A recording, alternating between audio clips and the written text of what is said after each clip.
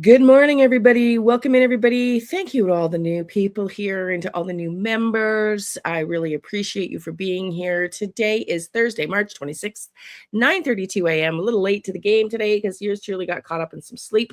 Got a lot to go through today. Savannah just released her second statement. We're going to listen to both the statements that just went out. And actually, they validate what I've been saying. And we're going to talk about the blood because I have a really crazy theory about the blood that I've only suggested in passing, but actually now I'm not so sure I was wrong.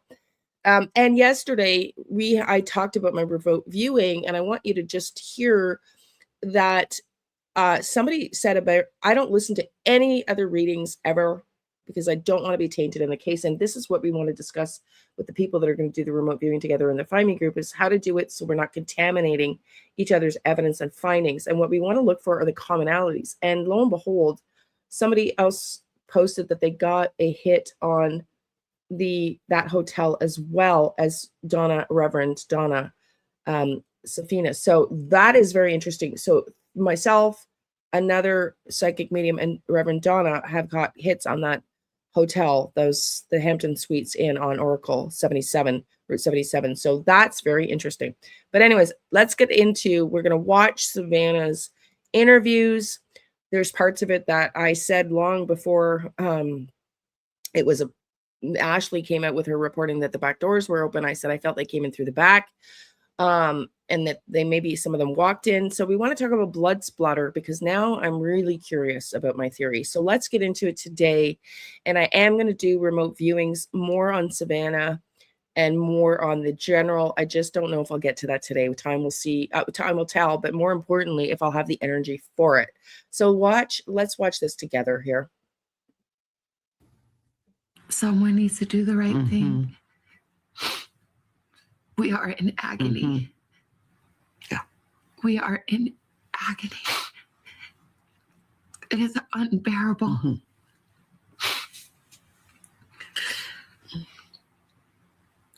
And to think of what she went through. I wake up every night, in the middle of the night, every night. And in the darkness, I imagine her terror. And it is unthinkable, but those thoughts demand to be thought. Yeah. And I will not hide my face.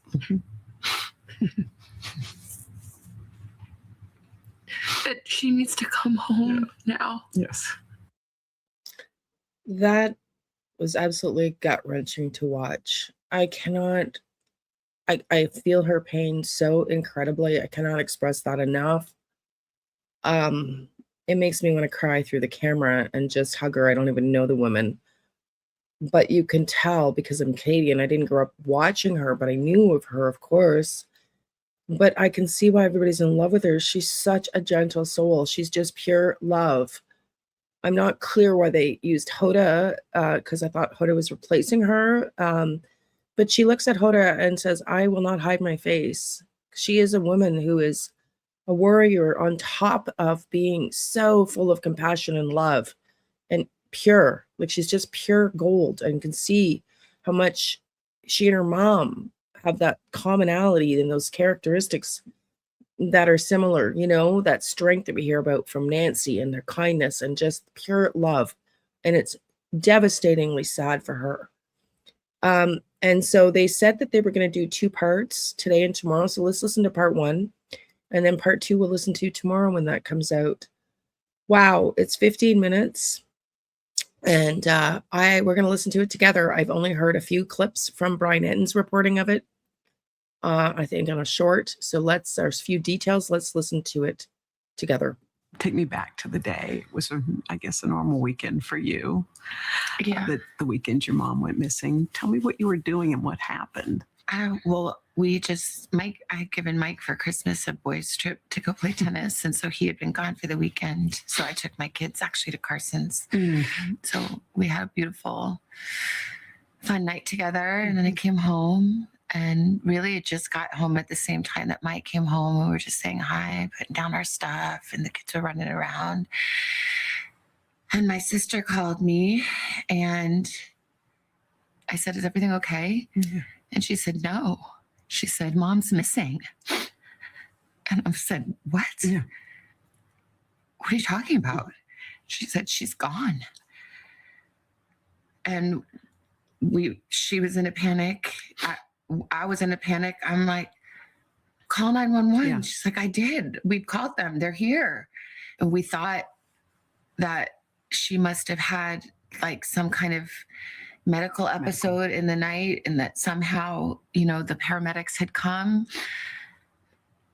because the back doors were propped open, and that didn't make any sense. We thought maybe they came and there was a stretcher and they took her out the back, but her phone was there and her purse was.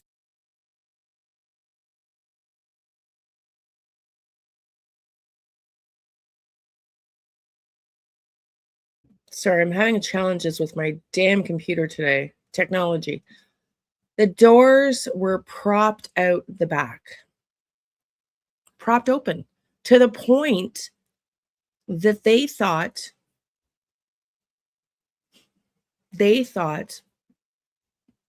this is really incredible when you think about it.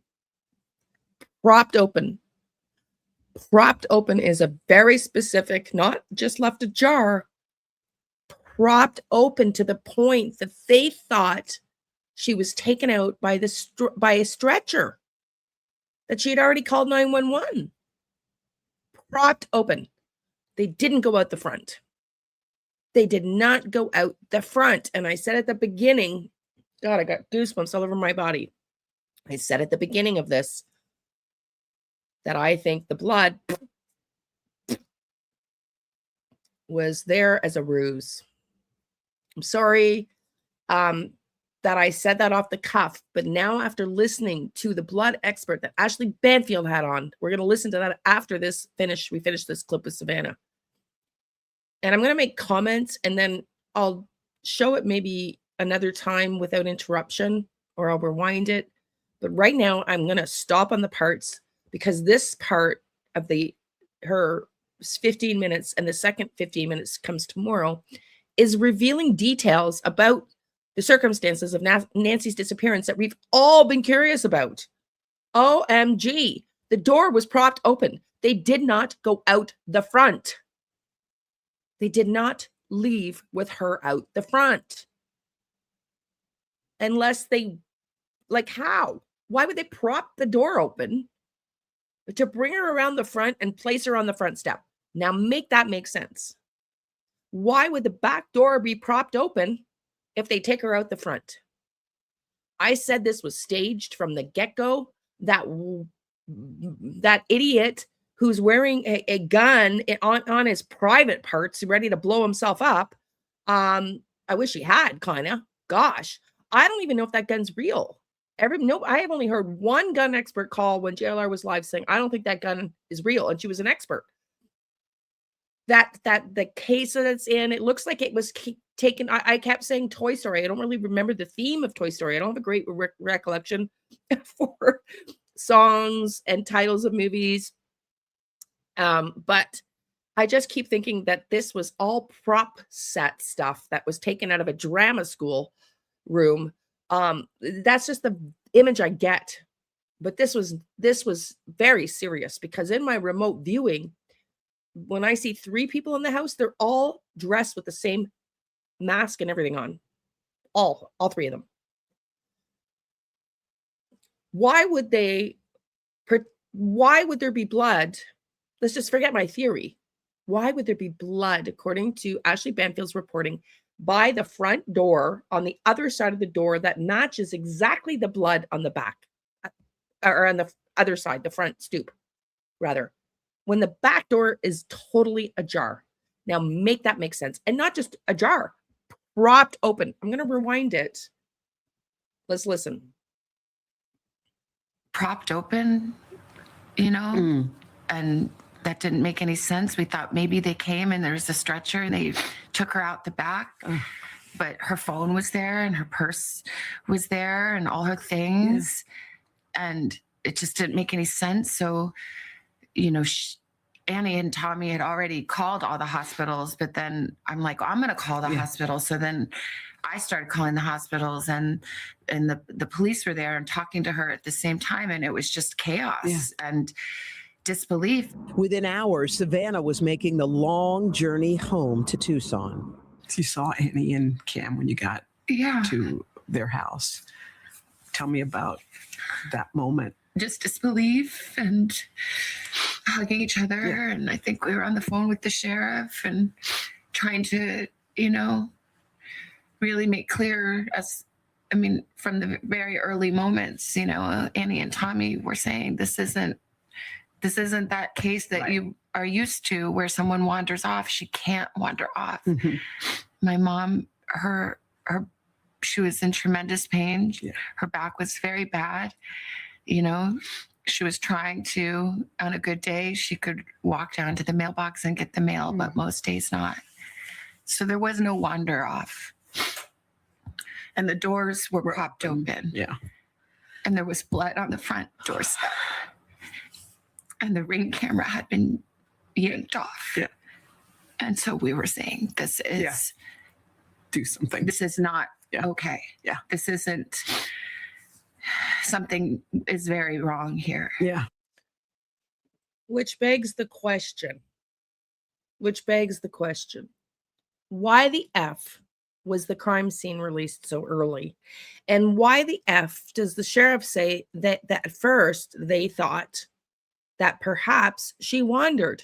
Why the narrative, Nanos?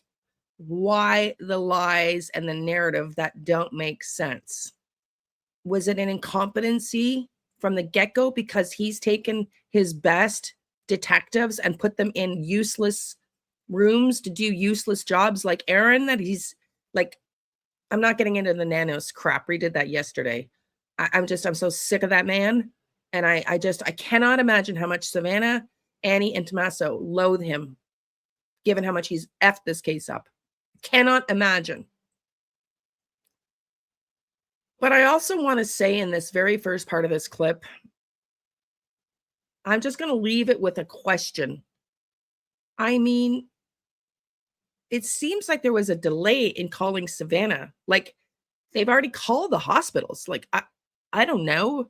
Your mom is missing. You've just described she can't wander. She's in excruciating pain with her back. On her good days, she'd go to the mailbox. And you've got blood on the front stoop. The back door is propped open. Why were they calling the hospitals before calling Savannah? It's so weird. It's just odd. But I'm going to leave that there. I can tell you right now, my very first call would be to 911 and then my daughters immediately. Like, you call the hospitals, I'll call these, like, I don't get it. It's just bizarro. But anyways, that's just, nobody really knows how we would act. I've faced crises like this, so I know how I would act. But I guess, in this exact circumstance, I guess we can't really judge. It just seems a little odd. But whatever. Did you guys talk about what possibly could have happened? Like, what could have happened? What went down? Did you? I think my brother, my siblings are so amazing. My brother, he spent his career in the military and worked in intelligence and is a fighter pilot and is brilliant. And he saw very clearly right away what this was. Yeah. And even on the phone, when I called him, he knew. And he said, I think she's been kidnapped for ransom. And I said, yeah. What? Yeah. Well, why? What? And then, it sounds so like, how dumb could I be? But I didn't want to believe. I just said, do you think because of me?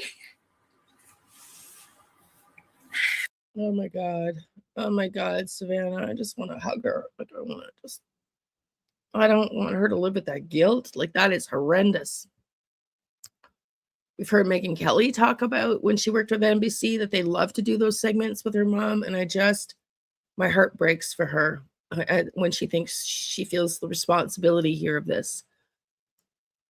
And it's so interesting that Cameron first thought this was a kidnapping, because it makes sense, because we've talked about how unusual it would be for a predator to just go in and remove her, like or a robbery, right? So I guess it makes sense that that would be his first go-to instinct. Let's listen more. And he said, I'm sorry, sweetie, but yeah, maybe. But I knew that. You did. I hope not. I mean, we still don't know. Mhm. Honestly, we don't know anything. No. We don't know anything. So I don't know that it's because she's my mom and somebody thought, oh, that girl, that lady has money, we can make a quick buck. I mean, that would make sense, but we don't know. But yeah, that's probably, which is too much to bear. To think that I brought this to her bedside, that it's because of me. And I just say, I'm so sorry, Mommy. I'm so sorry. Oh, God. I'm sorry to my sister and my brother and my kids and my nephew and Tommy and my brother-in-law. I'm like, so sorry. I'm so sorry. If it is me, I'm so sorry. I'm so sorry. We want to thank all of you for the prayers for our beloved mom. In the initial days, you and your sister and brother sat together. In all the despair, you sat and managed to think of words to say. How were you able to do that in that moment? Well, my siblings are amazing. Mm-hmm. And we are a unit. And I talked about how brilliant my brother is, but my sister is equally brilliant and also has special powers of intuition and faith and language and depth and heart. And I feel like we came together with all these beautiful gifts that came from our mom and dad and from God. And somehow Her sister has powerful gifts of intuition. I've thought about that. You know, a lot of people have called her a witch and whatnot, but whoa, that was weird. Excuse me. And I'm sorry for those calling her that. But I've wondered that. I feel like Annie would follow astrology and psychic stuff and medium stuff, and I think she believes in it. That's just my sense, and I felt that all along. And I said at the beginning, if my theory on Tomato, if is true, I wasn't sure whether Annie knew or whether she suspected. And I'm going to lean on maybe she doesn't. And perhaps this was less planned and more a retaliation against Tommaso for debts, potentially. Just saying. I'm not clear exactly. But assuming that, and let's not fart around here. Like, I watched the Interview Room last night with Chris McDonough, which was another amazing panel. Just love that show. Surviving the Survivor, and Maureen was on, and all the greats, you know, were on the show. The regulars, Gary and oh my God, I'm sorry, I'm still tired. The other two officers who are amazing and a wealth of experience. John Lamb, I think, the writer, and it's the other guy, Bob. I'm sorry. Anyways, incredible panel. And they're really still leaning in on an inside proxy person. So if it's, let's just say it's not Tommaso, a cleaning lady or a healthcare worker or whatever. I really do believe that Annie is not a witch per se, like Black Witch, but I think she really follows astrology and mediumship. I really, really do. Okay, let's listen to the last 9 minutes here. How together we did our best to come up with the words to say. And I haven't posted one thing or said one thing that the three of us haven't decided together. It is surreal. It's, how is it possible that we are having to make a video speaking to a kidnapper who took an 84-year-old woman in the dead of night in her pajamas, In her with pajamas no shoes, and no shoes. without her medicine. This little person. And to beg for mercy. In the days that followed, multiple notes demanding payment were sent to various media outlets. The ransom notes or ransom requests came. Did you believe those to be real? There are a lot of different notes, I think, that came. And I think most of them, it's my understanding, are not real. And I didn't see them. But, you know, a person that would send a fake ransom note really has to look deeply at themselves. Yeah. To a family in pain. But I believe the two notes that we received, that we responded to, I tend to believe those are real. Really? And that's what I said. And that's what I put in the report to the police, to the FBI, whether they'll look at it or not, who knows? But I also believe that those two notes were real. In fact, I was doing a live when we were all debating about the rumor of whether there was ransom notes and said, yes, we're going to hear about them. I think they're real. And boom, 2 hours later, we hear their first plea. So I think as well that this was a plan that went wrong, that the people that went in were there waiting for her. They made it look far worse. I think they wanted to terrorize Savannah, which is what I said in my remote viewing when I saw yesterday. Whoa, like when, I got goosebumps. When the lamp was turned on and Nancy saw that mask in the dark and the two people that were behind her, oh my God, I'm still got chills all over my body thinking about it. I think it was intended to maximize pain on Savannah and panic. And Sue, complete effing panic. If I'm right, I don't know. I'm going to do another remote viewing on whether there were people there inside the house when she was dropped off. But if I'm correct, they spent time trying to do whatever the plan was, and something went wrong. Did they have her put her pajamas on and stage it and then go around the camera deliberately to off-put the police on the timing? Carry her out the back door. Somehow, I get a connection to Oro Valley Hospital. I get an absolute connection to that. And it was a rumor that she didn't take her pill that night, remember? If this person, and there's a lot of talk about a past electrician she fired. There's talks about potentially a healthcare worker that lived in the guest house at one point.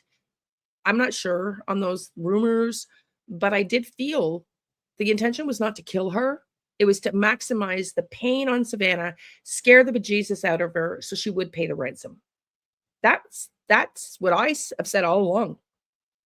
And Savannah says she believes those first two notes, or those two notes they addressed, to be real. And I said the same thing. I don't think they were all real. But I am curious on the odds of somebody texting or calling Annie and Tommaso to see if they received the ransom. I mean, the odds of that, as much as they're saying, it's just interesting. It's just another interesting spin on the story. Is it relevant? they've said no, it's just a coincidence. A lot of coincidences in this case. But that is bombshell news, that she was not wearing shoes and she was in her pajamas. I think that that timeline is off.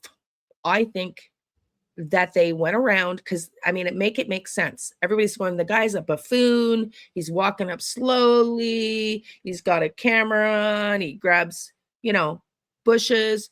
Let's just pretend that timeline. They were already in the house. Something went wrong. Now they're going to fabricate a scenario. That's just what I'm saying, potentially. To make it look like they went out the front door when the back door is propped open. I'm just thinking there was a little bit of playing around with what actually happened,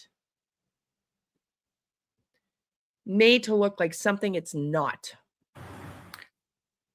When the Ring camera video surfaced and you could see who that person was, just tell me what you thought when you saw those images of the person who took your mother. I mean, it's just absolutely terrifying. Yeah. It's just totally terrifying. Mm-mm. And I can't imagine that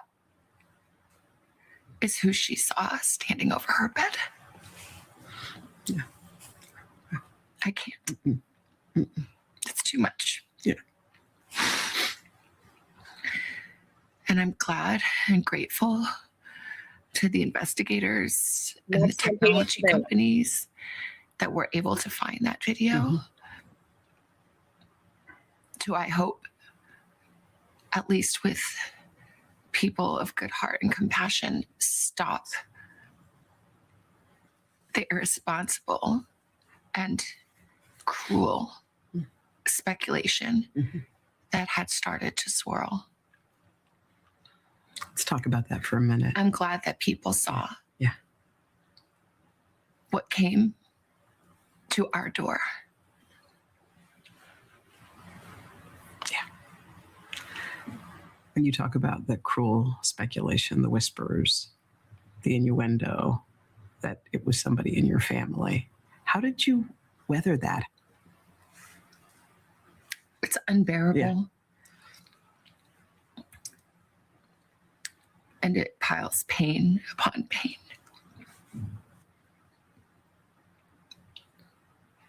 There are no words. There are no words. I don't understand. I'll never understand. And no one took better care of my mom than my sister and brother-in-law. And no one protected my mom more than my brother. And we love her, and she is our shining light. She's our matriarch. She's all we have. Savannah and her family stayed together in Arizona for weeks as the media coverage grew more intense. We had to move houses many times because people came, and not everyone is respectful, unfortunately. Mm-hmm. There was a night we had to leave in the dark in the desert, holding hands, me and my sister and brother and I, get into a car waiting for us because the people outside were closing in. So we found a place that was safe, and then we couldn't really leave too much. So like those days are a blur. Yeah. Crying and praying. How did your family feel about the way the investigation was conducted? Well, it's still going. Yeah. And yeah, people have worked tirelessly.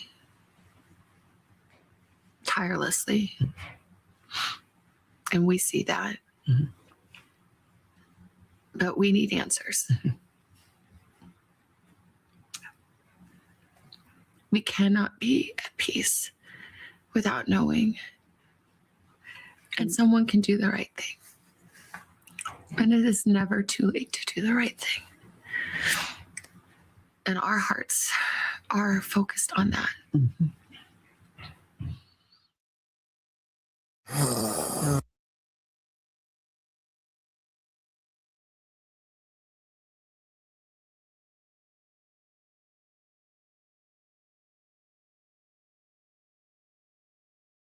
Sorry, I forgot I was muted. I said, wow, that was really hard to watch. And regarding her comment on the pain, you know, I feel bad for that, for her. I really do. But, you know, the family is always the first to be looked at. And I think we saw a statistic is like 90% of the time the ones responsible. So I feel bad for that for her. I really do. And I've said before, I will apologize publicly if I'm wrong. But, you know, professionals have also, in law enforcement, have also, and criminal profiling, Dr. Picata, have also said that maybe not family specifically, her siblings, but somebody inside knew something. Okay, so I've decided to just show part of this video, given the amount of time I've already taken talking about Savannah's video here, with Cheryl McCullum, who did a interview with TMZ a couple days ago. I guess it was, let me just get the date here. And she's a CSI 18 hours ago, yesterday. And she's brilliant. Absolutely love her.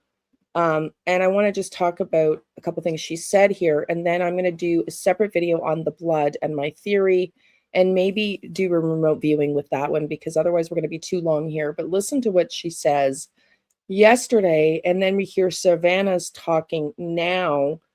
It's interesting because without that, you know, we're all speculating. We're all just guessing.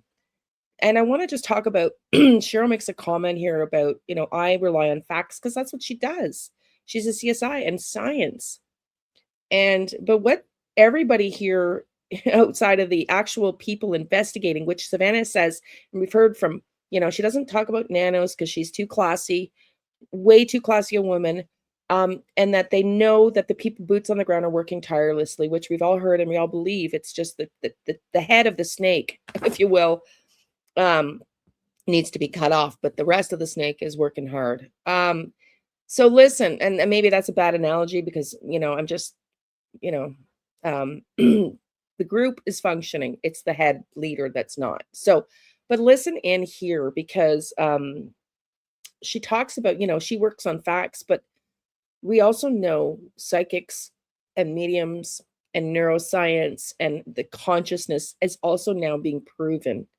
You know, and I've tried to show that with CIA reports that show, you know, them testing people and training people in remote viewing and operatives and stuff. So the CIA and the FBI have also solved with books written with work what they've done to solve cases with psychics. So it's a different kind of science, but they both have some scientific validation, much less so obviously in psychic work.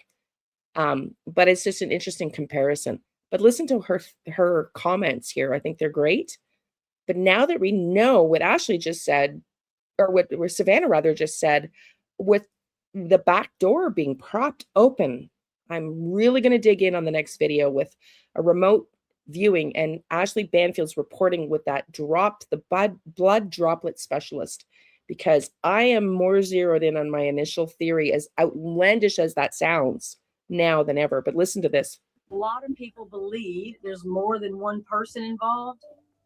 Where are the footprints? There's no drag marks, there's no scuff marks, there's nothing that shows there was any type of fight. If you have two assailants in that home, why do you have to get physical with somebody 84 years old? You can control her without hitting her. I don't have anything right now, factually, that dictates there was more than one person. So today I am joined by Cheryl McCullum. She is an active crime scene investigator for a Metro Atlanta Police Department. She is also the author of the book Swans Don't Swim in the Sewer, Solving the Cold Case of the Flint River Killer's Daughter. Cheryl, thank you so much for joining me today. Absolutely. Thank you, Jackson. course, you've been outspoken about the Nancy Guthrie case before, and I'm interested to hear from a crime scene investigator's perspective. Is there anything that sticks out to you about the primary crime scene, Nancy Guthrie's house? Are there any details about that crime scene that might tell a different story to what the public knows? You know, for me, I would have to say there's two things. One, from the video, the way he manipulates those flowers is so strange to me. I can't stop thinking about it. And then the other is obviously right there, the blood spatter. There are 4 separate, to me, patterns there. So there's the drops, the 90-degree angle drops that you see that look like it might be from a nosebleed. Then there's the medium to high velocity spatter that some people have said they think that it's drops within a drop, but I don't. I think it's where she coughed. And then down from that a little bit, there's a transfer print. It looks to me, Jackson, like there was blood on somebody's hand right here and maybe on their palm where they just touched down. It almost looks like a Rorschach test, the thing where it looks like a butterfly or different animals to somebody. And then down a little bit further, there's a clear swipe where it was a clean surface and something that was bloody went right past it. So those 4 distinct different patterns tells me there was movement. And the thing that I find the most curious is that a lot of people believe and have been very outspoken that there's more than one person involved. Where are the footprints? Somebody would have been in front of her, leading her out, and there would have been a second person. There are no, footprints in that blood at all. Yes, there are no footprints because they didn't potentially go out the front. Because we just heard from Savannah, the back door was propped open, which begs the question, which I'll answer on the next video. I'm sorry I said that at the very beginning, but I didn't anticipate this to run this long, which begs the question. If the back door is propped open, whether it's 1 or 2 or 3 people, like I saw in my remote viewing, why the need for the blood at the front door? What happened there? Is that why there's no blood spatter that's been walked over or trampled over because it's not the way they left? What do you think? Tell me below. Thank you, everybody, for being here. I've got the link up for the Find Me group that Kelly Snyder's allowed me to use here for donations. We do read all of the cases we work on. We're all volunteers. We have canines, divers, helicopters, planes, calligraphy experts, body language experts, retired law enforcement. I think we had some active law enforcement at one point. Remote viewers, psychics, mediums. Yeah, we've got the gamut. And we do have a 38% solvability rate, which is considerably much higher than law enforcement, apparently. And so, yeah, if you want to donate, we're full for people that are trying to get into the group to volunteer. Right now, I think Kelly's assessing that because I have a lot of people that have wanted to volunteer. But yeah, so I'll put the link below in the event that you want to ever donate to the group, because these things, the cases that we work on, if we're going to send divers or canines or helicopters, whatnot, and dogs, require some funding. So love you all. Thank you for being here. And I will do this blood spatter theory, but this news I had to come before. I've already got the whole email I was ready to do this morning, and then boom, Savannah's second interview comes out with more details, and we're going to learn more tomorrow. So do all the YouTube things. Thank you for being here. And God, let's pray that Nancy comes home. Let's pray she comes home.